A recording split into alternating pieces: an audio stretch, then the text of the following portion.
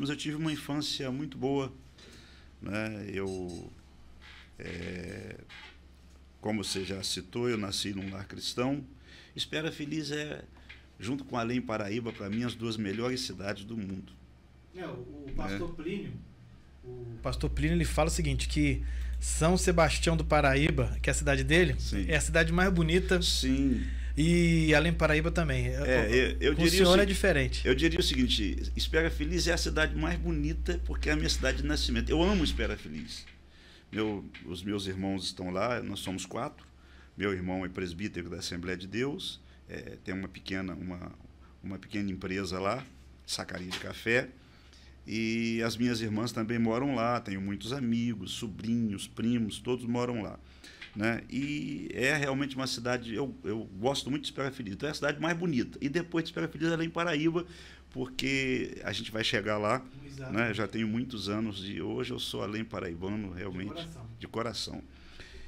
Mas eu tive uma infância muito boa, apesar da época, os valores eram observados, né? A severidade com que os pais nos criavam, e a gente agradece a Deus por isso.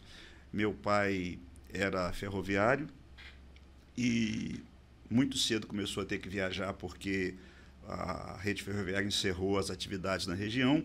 Ele tinha que trabalhar fora, às vezes ficava 15 dias, 20 dias, um mês fora de casa. E a minha mãe é quem cuidava da gente, quem nos educou realmente, não por omissão do meu pai, mas pela ausência dele por causa do trabalho. E ela é uma mulher muito rigorosa.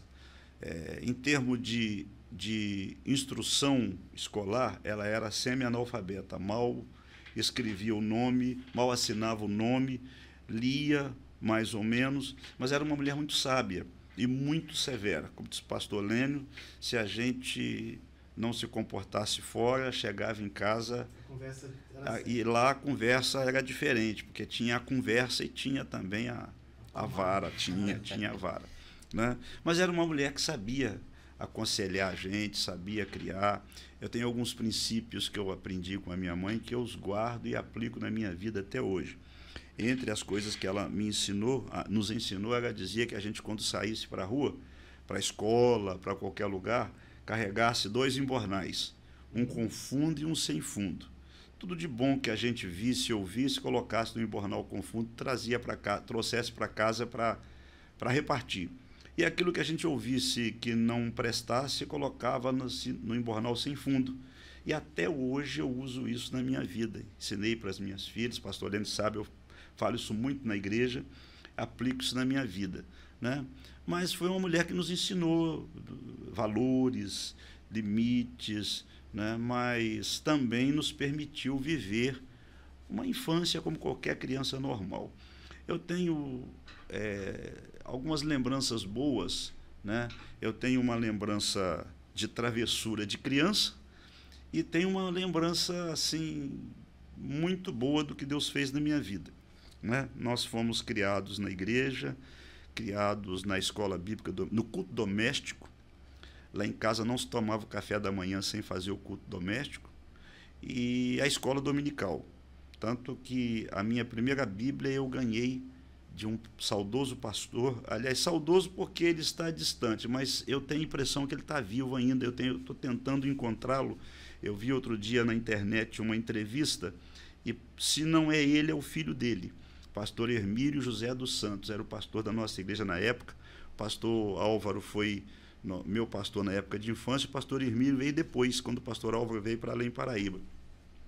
E ele me deu a minha primeira Bíblia, um Novo Testamento fininho, que eu tenho na minha biblioteca até hoje. Ganhei porque falava o texto áureo da revista da Escola Dominical todos os domingos de cor, após o estudo em classe.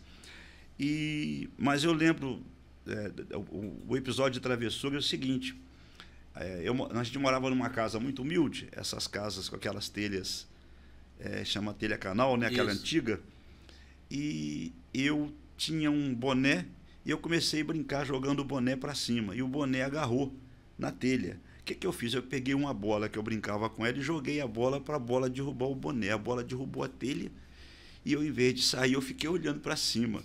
E uma das razões por que eu perdi o cabelo na parte de trás aqui é porque Eu sofri esse acidente, meu pai teve que correr às pressas para... Era uma criança calma. Calma. Não, eu não era muito arteiro, não, mas como toda criança normal, tive de levar alguns pontos na cabeça e aí, a partir daí, o cabelo começou a desaparecer nessa área aqui. Agora, eu tenho uma lembrança muito boa, é o seguinte, Gustavo Luiz. Eu, aos 12 anos de idade, eu já era envolvido na igreja, no departamento infantil da igreja, participava dos teatros, como o pastor Leandro falou aqui, das peças de Natal, gostava de decorar poesias, peças, eu gostava de cantar na igreja, minha mãe me ensinava muita poesia, eu gostava de falar poesia nos cultos, de vez em quando eu lembro até alguma coisa que ela me ensinou quando criança. E eu já tocava, tinha uma banda na igreja, e eu com 12 anos já tocava na banda, eu tocava trombone. E a igreja estava se preparando para comemorar 40 anos. A data até que é coincidente, né, com a data que completei agora. 40 anos de fundação. E a banda ensaiou o mês todo para tocar. Na semana da festa eu caí doente. E nós tínhamos um único médico na cidade, não tinha hospital na época. Esse era o único médico, ele atendia a domicílio. Não tinha carro, andava a pé. Você vê como era a situação, ele andava a pé. E esse médico me atendia em casa. E numa das últimas consultas que ele fez, ele me desenganou. Falou para os meus pais que não tinha jeito, que eu ia morrer. E os meus pais começaram a chorar e começaram a preparar para fazer o funeral. E num domingo pela manhã, no encerramento da festa, a banda, o maestro juntou a banda e resolveu me fazer uma surpresa. Eu me lembro do hino até hoje, é o hino não me lembro mais o número dele, aquele hino Quer nas Trevas, Quer na Luz, da harpa cristã. Esqueci o número dele agora. Eles fizeram um dueto com a banda, com esse hino, em frente à minha casa. E há uma semana que eu não me alimentava e não me levantava, eu estava em pele e ossos. Eu não sei como, eu me levantei e fui para a porta da casa para ver a banda tocar. E chorei muito, muito. Depois voltei para a cama e continuei doente. O Senhor levou lá em casa alguns irmãos. Eu não sei se você chegou a conhecer aqui a irmã Luísa, uma que veio lá de Espera Feliz. Eu não sei se a minha amiga está me ouvindo hoje, lá do Rio de Janeiro, e ela nos descobriu aí há pouco tempo, é filha da irmã Luísa, e junto com ela estava o saudoso presbítero Almerindo Correia, o irmão Hermes. Eles foram lá em casa para me visitar, mas para confortar os meus pais, porque eu ia morrer, então fomos lá para orar com os meus pais. E o Senhor tomou a irmã Luísa em profecia e disse o seguinte: meus servos, por que vocês estão duvidando no coração de vocês? Vocês não sabem que eu tenho o poder de ressuscitar até os mortos? Eu vou curar o menino. Quando ela disse amém, eu sentei na cama e pedi café com pão. Eu não comia uma semana. A minha mãe disse: não, meu filho, você está muito fraco, vou fazer um mingauzinho de fubá para você. Aí a irmã Luísa falou: ô irmã, só que ainda está duvidando ainda? Dá pão com café para ele, Jesus curou.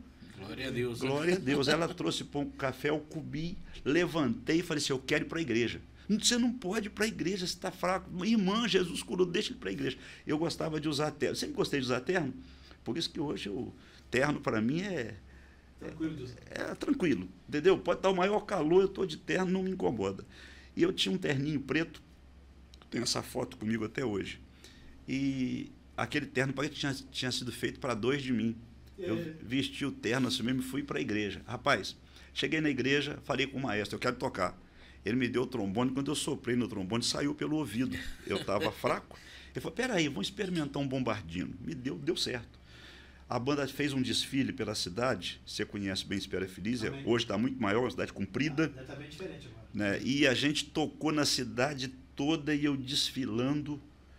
O Senhor realmente fez uma obra, me curou literalmente naquele momento. O hino é 273, só a ti 273. Só a ti recolherei. Esse hino é o hino da minha vida, porque foi o hino que o Senhor usou para começar a me curar naquele momento. Então, é uma das lembranças maravilhosas, entre tantas outras que eu tenho, da minha infância. Uma experiência dessa